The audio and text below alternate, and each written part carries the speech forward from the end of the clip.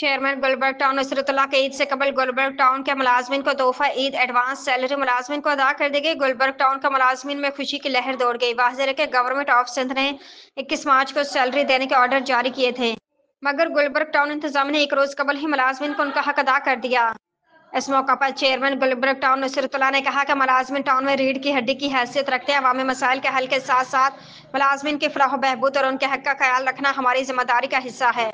इसके लिए मैं म्युनिसिपल कमिश्नर अब्दुल हमीद सुहाग और फाइनेंस डिपार्टमेंट का बिलखसूस शुक्रिया अदा करता हूँ कि उन्होंने तनख्वाह अदा करने में एक अहम किरदार अदा किया। गुलबर्ग टाउन में हम तमाम लोग या खानदान की तरह इससे कबल टाउन इंतजामिया रिटायर्ड हो जाने वाले मुलाजमीन में तकरीबन 8 करोड़ रुपए अदा कर चुके हैं। गुलबर्ग टाउन में इस हवाले से किसी मुलाजिम के बकाया जात नहीं है और साथ साथ मुलाजमिन के पिछले एरियर्स भी अदा हो रहे हैं जो कि पिछले अदवार में अदा नहीं किए गए थे।